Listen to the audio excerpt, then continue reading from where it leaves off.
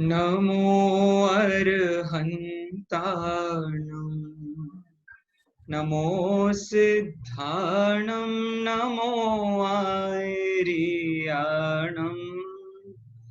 NaMo वज्झायाणं NaMo लोये सवसाहुणम्.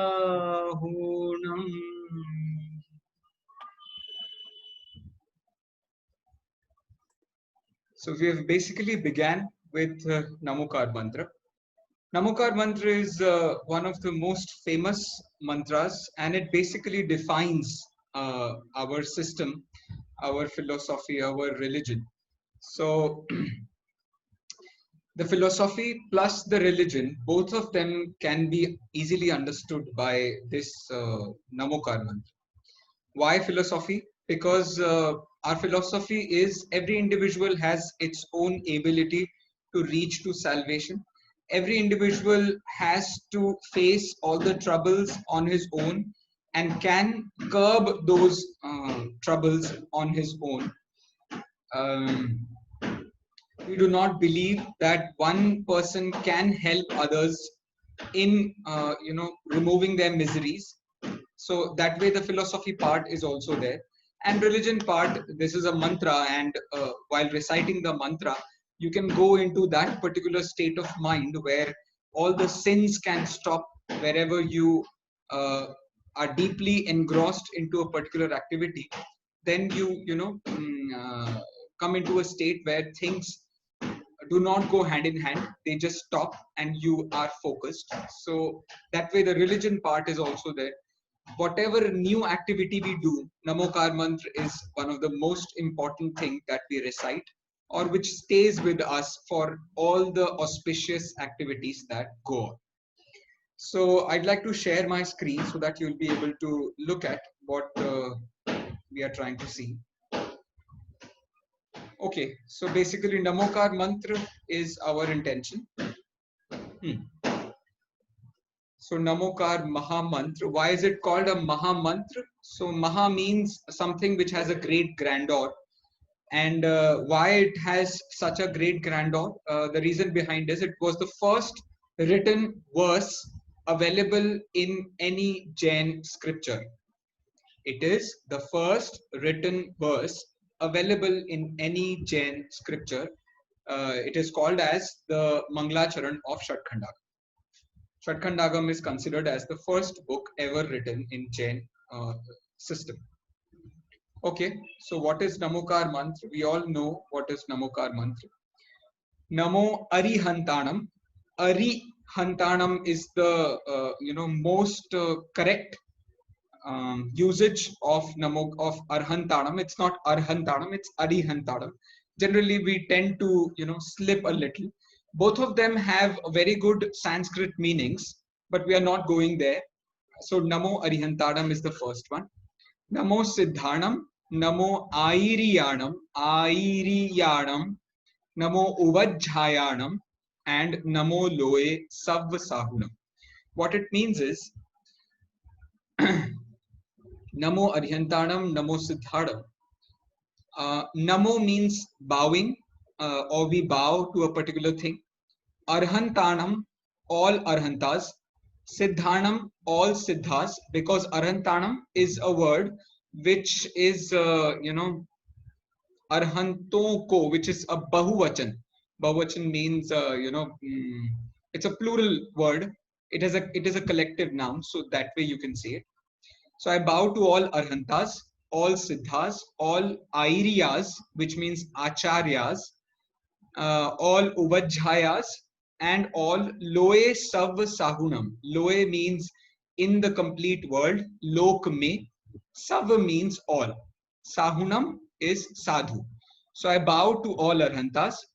I bow to all the Arhantas of the world. I bow to all the Siddhas of the world. I bow to all the Acharyas of the world. I bow to all the Upadhyayas of the world. And I bow to all the Sadhus of the world. This is what it means by this particular, first verse.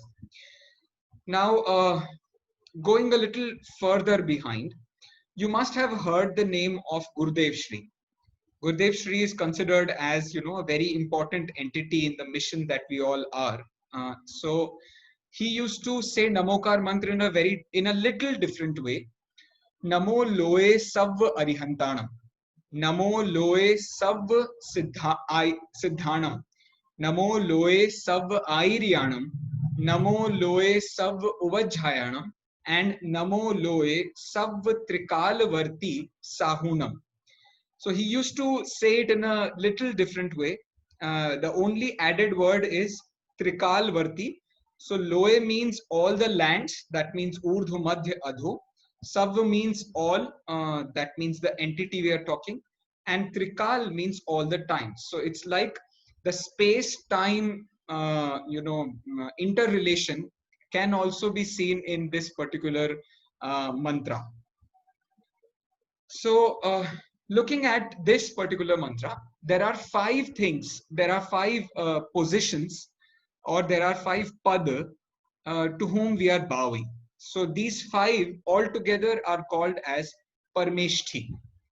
Parmeshthi, there are two words available, Parmeshthi and Parmeshti. There are two words for this, Parmeshthi and Parmeshti. Parmeshthi means supreme holy being.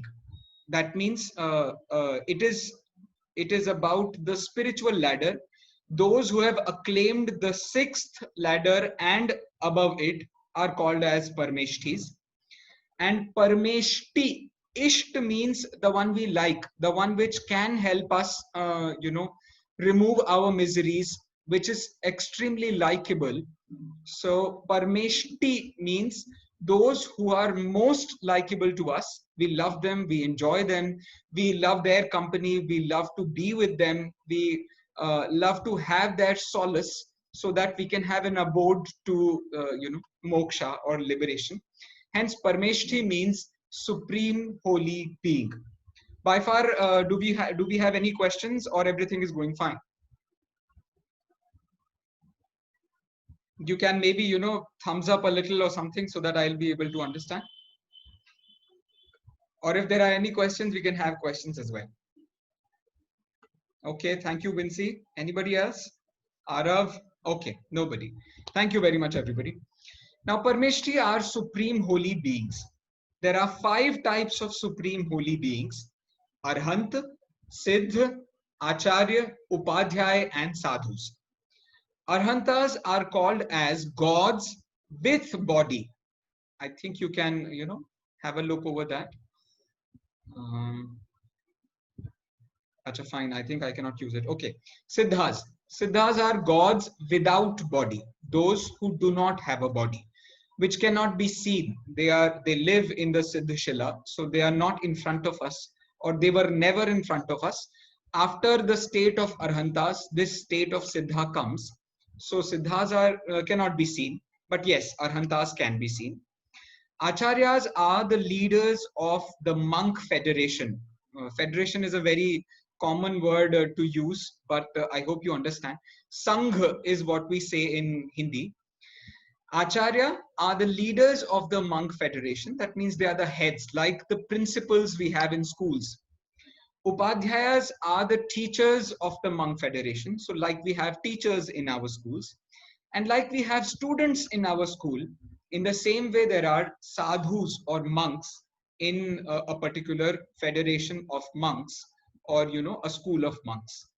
Okay, so five things. First, gods with body, gods without body, leaders, teachers, and monks. So this way, these are the five supreme holy beings to whom we bow, so that we can understand the right path, and we also want to become like them, so that we can treat the same path and reach to the ultimate goal which we are all looking for. So I have a certain set of questions, and I'd request all of you to answer these questions for me. So you can raise your hands whenever you feel like, or these are very simple, basic, general questions. I hope you'll all be able to answer them. Okay, let's see. The first question is, whose idol do we see in the temple? whose idol is in the temple? Out of the 5 Parmeshthi, whose idol is there in the temple? Aarti ji, would you please answer this question for me?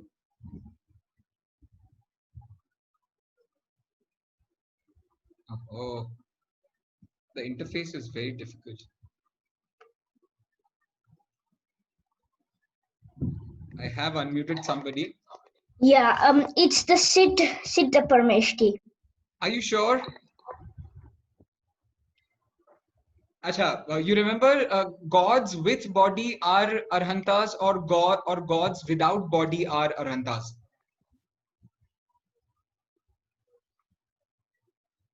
Yeah. Which one of the two are arhantas? With body or without body? Without body.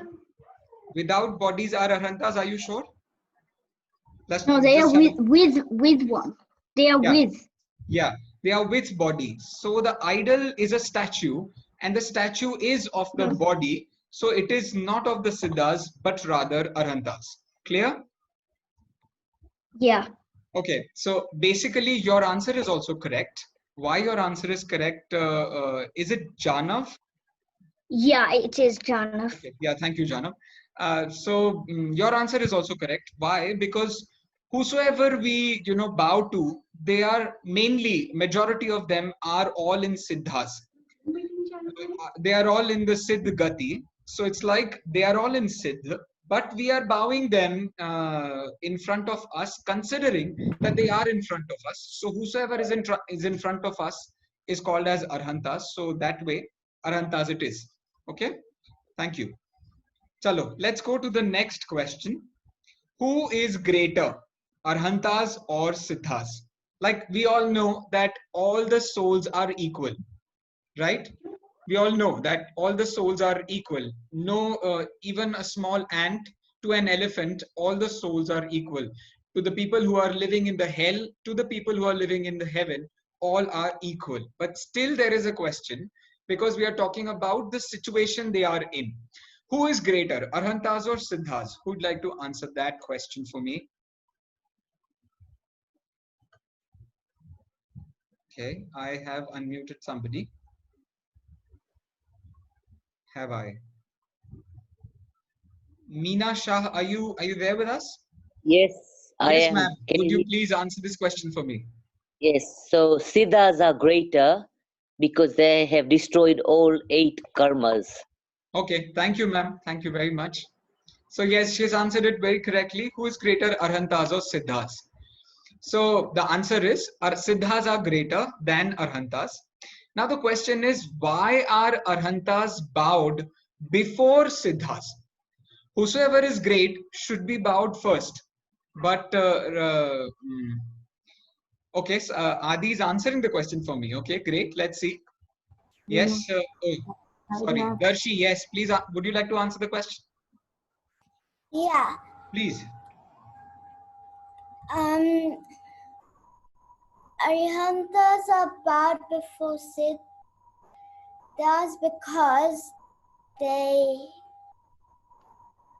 because they. Okay, I'll ask Adi first, and then I'll come back to you. Thank you, Darshi. Aryantas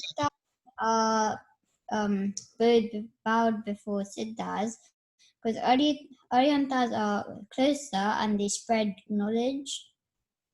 Great, great. Thank you very much. Basically, it's all about our objective. Our objective is reach to salvation, and in all the ways, siddhas can only be an epitome for us to receive salvation. They can never tell us the way to salvation. So arhantas are bowed before siddhas because they tell us the actual path to salvation, the way they have attained salvation, and the way we can attain salvation. The best part about arhantas that I feel like is, they can answer all the questions in the world. Whatever question comes to you, they can answer. So in case if you ask them, what are they enjoying right now? So they will answer it that they are enjoying the complete real happiness that anybody can attain. But with that, if you ask them that what were you 5 births before, so they might answer you that, you know, I was in Nigod, or I was in Tiryansh Gati, I was in Narak Gati, or anywhere else. So what is the best part of being an Arhant is, you needn't worry about whatever is happening with you. It's just a piece of information. Whichever state you are in, it's just a piece of information, nothing more than that. We only create unhappinesses, and we create happinesses by removing those unhappinesses. But basically, that's not the basic agenda. The basic agenda is to understand what is the basic root cause of the misery and how can we remove it. And this could be understood by the words, the grace of Arhanta. And this is why we bow Arhantas before Siddhas. The answer which I am giving to you is written in Panchastikaya Sangraha. I hope there are elders as well, so you can visit Panchastikaya Sangraha for this particular answer, why Arhantas are bowed before Siddhas. And there's another one very good question. Why do we consider Arhant, Siddh, Acharya, Upadhyay, Sadhu, all the three of them in Sadhu? This is also being answered there by Jaisen Acharya. So you'll enjoy that in case if you read it like that. Okay. So any questions by far? Darshi, any questions? No, I don't think so. I just joined. What were you telling? I just joined. Yes, is it Aran? Yes. Okay. Aran, we are basically understanding Namokar mantra. And in Namokar mantra, we had understood 5 Parmeshthis. So those 5 positions to whom we bow, we are talking about them. Some important observations that we can see, in the overall Namokar mantra. Okay. Okay. Let's move on. Yeah. So the fourth question we have is, what do we want to become? So as we said, Arhantas tell us the actual path to salvation. So the question is, what do we want to become? Can somebody answer this question? Oh yeah, people are there to answer. Yes, Sachi? We want to become Siddh Bhagwan. Are you sure you want to become Siddha Bhagwan? Yeah, okay. No problem with the answer. Why? Because we all want happiness, and they have real, actual, and complete happiness, and hence we all want to become Siddhas. So your answer is completely correct, my dear. No, nothing to worry. Thank you. So what do we want to become? So we all want happiness. So whatever can help us gain that ultimate, unstoppable, unchanging, and without any interference, whatever happiness we get, we all are looking for that happiness, and that happiness, that complete happiness, has been attained by Siddhas. So our basic motive is to become a Siddha. Yes, Janav?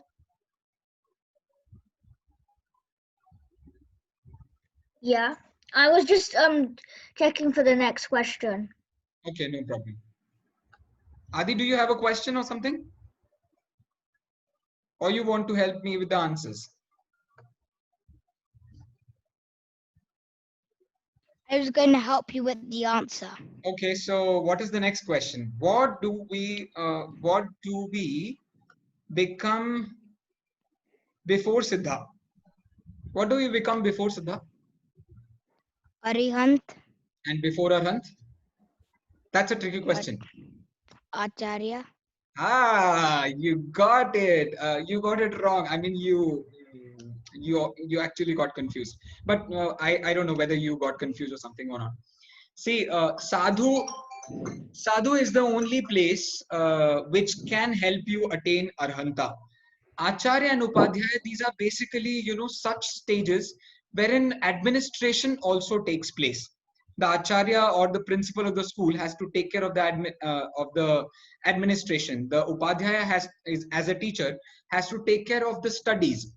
So because of these, they, unless and until they, quit these positions and come to the sadhu position, they cannot attain arhanta or siddha or anything. So hence, before arhanta, it is sadhu, and before sadhu, it's maybe upadhyay, maybe not, and before that, maybe acharya, maybe not, and everybody else is sadhu. So in sadhu, we consider all the three of them, acharya, upadhyay, and sadhu. So that way, the basic three entities which are always going to be there are siddha, arhanta, and sadhu. So these three, what do we become before siddha? So the answer is arhanta. Thank you very much, Adi. What's the ladder to siddha? So yeah, I actually, spilled the beans, but I'd still like somebody to answer this question for me.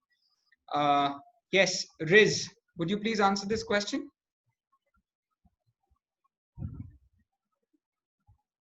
Riz, are you there with us? Okay, no.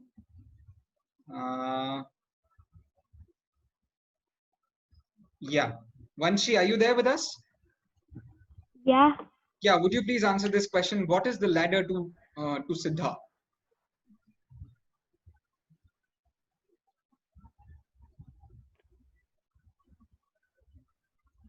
Okay, no problem at all. Okay, let's see. What's the ladder? Okay, somebody also wants to answer. Okay, let's go to Vinci. Yes, Vinci. So the ladder to Sid Bhagwan is you start off with Sadhu Parmeshthi, and then you go to Upadhyay Parmeshthi, and then Acharya Parmeshthi, and Arihant Parmeshthi, and then you become Sid. Oh, come on, you missed it again. Okay, I'll say it again. No problem. Thank you for the answer. But still, listen to this point very carefully, everybody. Yeah, the point is, let's start from us. Wherever we are, let's start from there. So what is the ladder to siddha from whatever situation I am right now? So wherever I am right now, the first thing is to understand these 5 parmeshthis and understand who I am. This both, when clubbed together, this is called as Samyak Darshan or Samyak Gyan and Samyak Gyan. Samyak Darshan, Samyak Gyan, and then, the situation starts that we, leaving and,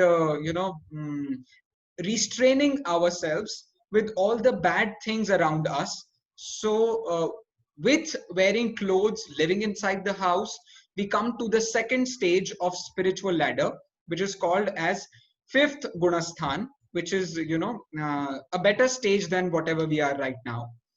Then after this, it becomes the sadhu. After sadhu, you might become acharya, you might become upadhyaya, but after upadhyaya and acharya, you again have to become sadhu. To become arhanta, it is mandatory that you become sadhu first. Once you are a sadhu, then you can be an arhanta, and after arhanta, siddha. So this is how, that complete ladder works, as we have seen. No, not after arhant. You see, whenever you have reached to a ladder of a particular state, you can't come back. So it's like that. Arhant, acharya, upadhyayas are not basically a part of the ladder. It's the sadhu pana in them. It's the sadhu orientation in them, which helps them to reach to arhant, and then from arhant to siddha. So after becoming arhant, there's no coming back. After becoming siddha, there's no coming back. So that way, this can be understood. Okay, let's move on. And we have understood these 5 parmeshthis in a better way. Now, understanding them, the basic division of acharya of these, yeah. So basic division of all these 5 positions is Dev and Guru. Dev and Guru. Dev is nothing but the gods. Guru is nothing but the monks. So Dev considers 2, with body and without body. The ones with body are called as arhantas, and the ones without body are called as siddhas. So this way we have 2 types of gods, and then 3 types of gurus. The one who are leaders amongst monks are acharyas, who are teachers among monks are upadhyayas, and who are just students or those who are, you know, understanding things are called as sadhu. Okay. I saw a hand. Okay, no problem. Yes, Vincy, do you have a question? No, I just forgot to lower my hand from before. Okay, no problem, no problem. Okay. So this way, two Dev and three Guru. Two Dev, two gods, Arhanta and Siddha, and three Guru, that means Acharya, Upadhyaya, and Sadhu. So that way, all of these. Now, what's the purpose of knowing them? What's the basic reason why we are all you know, so desperate in understanding these? Is one who knows them and treats the path shown by them definitely attains real happiness. So it all starts from happiness. We all have you know, a taste or a pick of you know, temporary happiness, or the happiness which is oriented on outside things, on outer things, or you know, the one that is temporary in nature, the one which you know, will fade away in some moment of time, and which is sensory in nature. So this particular, we have taken, you know, the taste of this happiness, but we're talking about something which is beyond this happiness. Beyond this happiness is, there are you know, four ways to understand it. One, which never ends. Second, which is not sensory. The third, which doesn't require others to fulfill it. And the fourth and the last one is, you know, which is complete, which is, you know, actual, which is not, you know, virtual. It's real in nature. So four adjectives are considered in real happiness. First one is real. Second one is not dependent. Third one is, which means independent. The third one is not temporary, which means eternal. And the last one is, I forgot. And the, yeah, which doesn't depend on others. I think I said it. Okay, yeah, these four basic things, if these categories are fulfilled, it can be called as real happiness, which can really not be attained unless Arhanta and Siddha are the situations we have attained. So there is a very famous praise to Namokar mantra. Why this Namokar mantra is praised? So the reason for that praise is, I'd like all of you to recite it with me. Eso panch namo yaro sab pava panasano mangalanam cha savesim padhamam hohi mangalam padhamam hohi mangalam. So eso panch namo yaro, this line means this Panch Namaskar mantra or this Namokar mantra, Sav Pava Pranashano. It removes all the sins of the world. Mangalanam cha savvesim padhamam hohi mangalam. Mangalanam cha savvesim. Savvesim means all. Mangalanam, that means mangal. So in all the mangal, padhamam hoi mangalam. Padhamam means the first one. Hohi Mangalam means it is a Mangal also. So what does this mean completely is, this Panch Namaskar mantra or Namokar mantra destroys all sins, and among all the Mangals of the world, it's the foremost Mangal. Okay, 4 points. First, this Namokar mantra destroys all sins. Amongst all Mangals, it's the foremost Mangal. Okay, all the four meanings are clear. All the four lines, or you know, all the four different lines of the verse are clear. Okay. Now the only question that we know, you all know what is a sin, right? Can somebody tell me a sin? Can somebody just quickly tell me a sin? Yes, Aran. So a sin is like pap, like you lied or you steal something or you do violence. Great. That's wonderful. You are an intelligent man, I see. Great. So thank you. So these are all sins, generally considered as sins. And there's no sin which is not considered in them. In some or the other way, all the sins of the world are basically, covered in these 5 sins. Okay. Next is, what is mangal? Yeah, Janav, I have purposely, stopped. Anybody can unmute themselves. If you want to say something, I'd just unmute you. Yeah, go ahead. So you know the so you know the punch Parmeshthi, like eso punch Namoyaro. Yeah. Is it part of the Namokar mantra, or is it something else? No, it is not a part of Namokar mantra. It's just a praise to Namokar mantra written in a very separate book after, varied centuries. So Namokar mantra was written in the 1st century, and Eso Panch Namo Yaro was written far, far after, after this particular Namokar mantra. So it's not clubbed together. It's just an added information about Namokar mantra. Oh, okay. I see. Thank you. Okay, let's move on. Mangal. Mangal is explained in 2 ways. It's a Sanskrit word. So it is basically divided into 2. Mang plus gal. Gal, I think if you know a little Hindi, gal means gal jana. Like, our skin in a lot of water, our skin basically tries to streed, or it tries to, woggle up a little.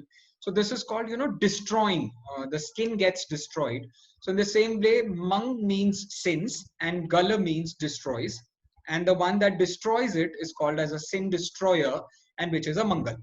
So all these 5 Parmeshthis are mangal. The religion that we own to is mangal. The scriptures that we study are mangal. So in this way, all of these things are called as mangal.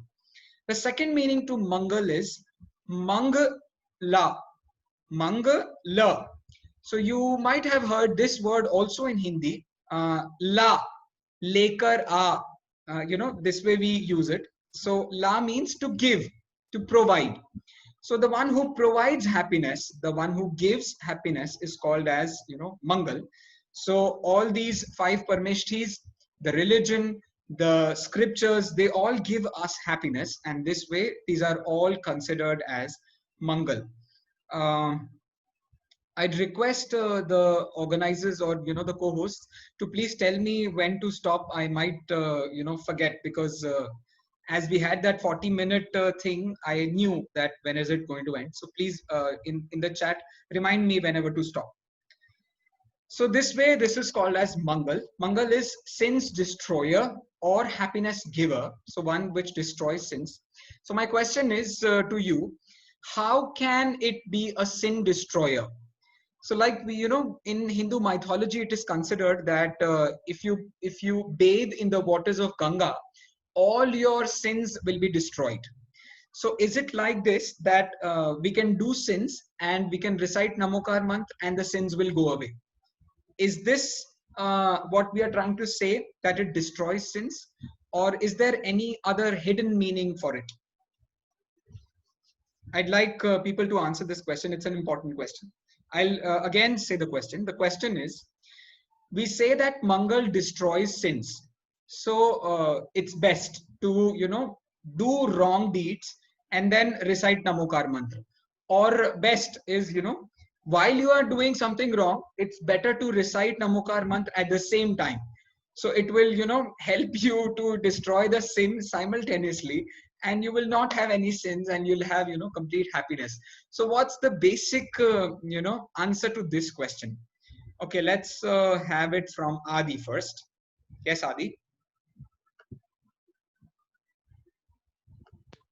I just kept my hand up because you have to finish in 7 minutes. Oh, thank you.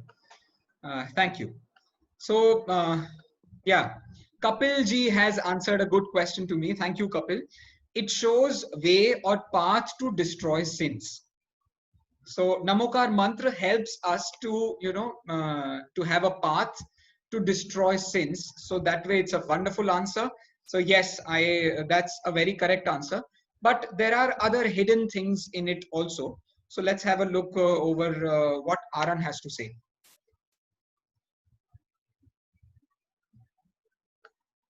Oh. Like it has a hidden meaning, which is that all your sins can be destroyed, but only when you focus on your atma and do it. Like when you just do a sin and then you just say Namokar mantra, it won't just go away. You have to recite it.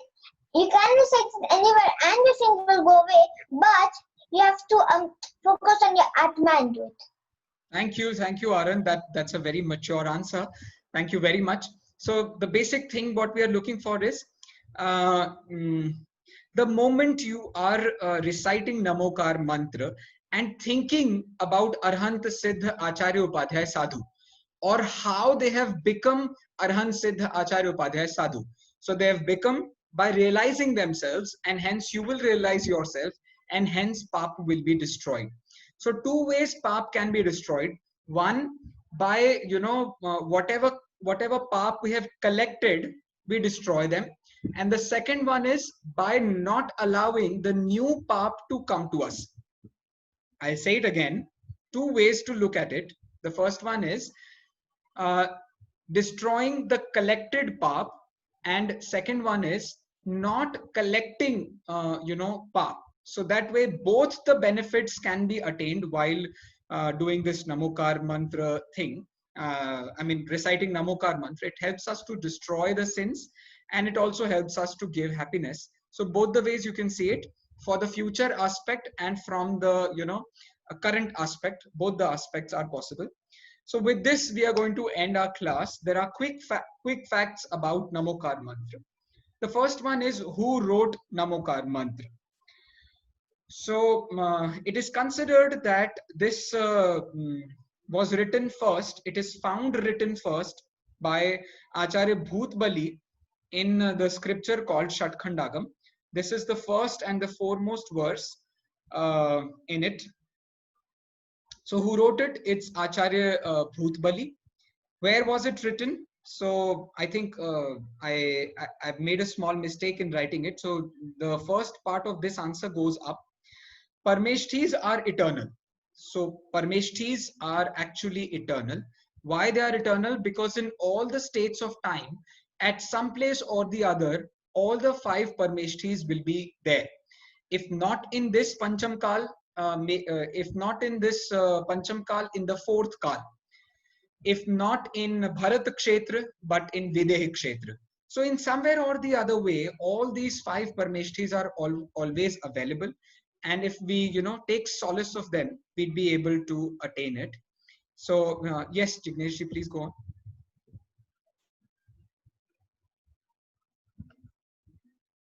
No, I didn't have a question. Please continue.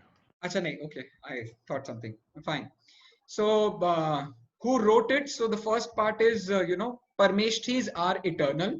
Hence, nobody has written it.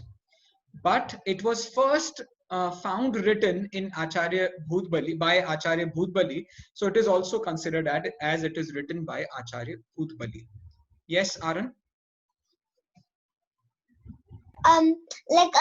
In my test for Namokar mantra, it said that it was written by Acharya Bhutbali and Acharya Bhutbali.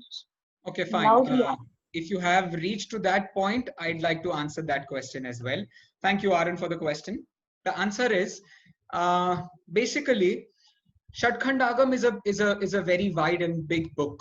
So the moment it was started, the first part of it was written. 144 sutras are there in the first part. So amongst 144 sutras, only this small section was written by Bhutbali, and the rest of the book was written by Pushpadant. If you might have heard that story, it says that Bhutbali started writing and then it was finished by Pushpadant. So for the beginning part, it was done by Bhutbali. Hence these words Namo Arhantanam, Namo Siddhanam is first written by Bhutbali and not by Pushpadant. But looking at Shatkhandagam, where it is written, so Shatkhandagam is written by Acharya Bhutbali and Pushpadant. So in a very generalistic way, Bhutbali Pushpadant wrote Shatkhandagam, and hence Shatkhandagam has Namokar mantra. But being very precise into it, Bhutbali was the first person to write it, hence Bhutbali. Okay, Aran, have I answered your question satisfyingly sufficient? Yeah, thank you. When was it written? So it was written in the 1st century, but this is the 1st century of Vikram Samvat. Vikram Samvat is, the AD that which is going on right now. If you add 57 to it, it will become a Vikram Samvat. Like 2020 is going on, if you add 57 to it, so it will be 2077. So this 2077 is the current year of Vikram Samvat. So 2020 is from the, from this, what is that called? After the death of Jesus Christ. So it's according to Christ's death. So that's the 21st century we are in. And so 2020 it is. If you add 57 to it, it becomes Vikram Samvat. So Vikram Samvat was born, Vikramaditya, the king, was born after 57 years of Jesus Christ. So the 1st century of Vikram Samvat, it was written then. So maybe, give and take 50 years here and there, you will be able to understand that. Next, which language is it written in? So it is written in Prakrit. Prakrit is considered as the most basic and the foremost language which existed ever. Prakrit, the word means natural in Hindi or in English. So it means natural, which means the first language which came naturally to everybody is called as Prakrit. The first language which came naturally to everybody is called as Prakrit. So this way the language of this Namokar mantra is also Prakrit. Which type of a verse it is? So it is a Gatha. It is a Gatha. A Gatha, what is a Gatha? A Gatha is, it has 4 different sections. The first section has 12 matras. The second section has 15 matras.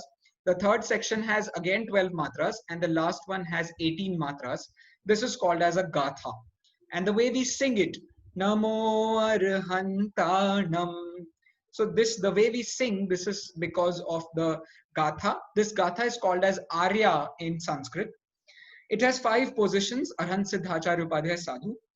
It has a total number of alphabets, words are 35, and the total number of matras are 58. So I'd give you a small homework. You will have to count, like, ka, kha, ga, gha. So that way you have to count 35, whether it is 35 or not. And whenever you have, matra means a, e, u. So wherever the greater matra is there, like a, e, u, a, then you have to count 2. And if it is single, you have to count 1. So that way, if you count it completely, 58 is the basic count.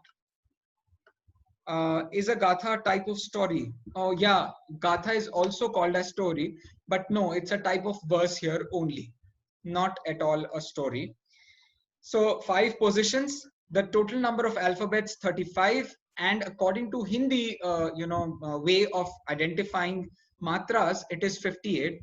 I'd like to see how many of you matras can be said as vowels, but not completely. But yes, we do not have any other better option. So yeah, thank you, Sandeep ji. So counting down all the vowels, that way it becomes 58. So akshar and matra, so your homework is you have to find out how it is 35 and how it is 58. If you are able to do, wonderful, and we'll share it with everybody. If not, then I'll do it on my own and then send it to you in the next class. And this is how we conclude. This is how we conclude our class today. I hope you all had a good time. If you have any questions, I'm open for it.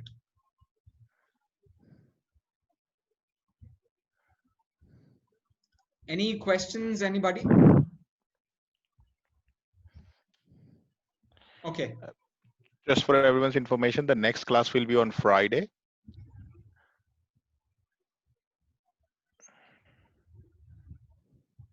Okay, so maybe we can recite Namokar mantra once again and finish the class. Okay. I'll unmute everybody. Namo Arhantanam, Namo Siddhanam, Namo Airiyanam, Namo Vajjayanam, Namo Loe Sabsahunam.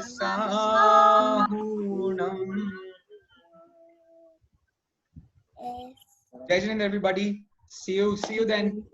Bye bye. Bye.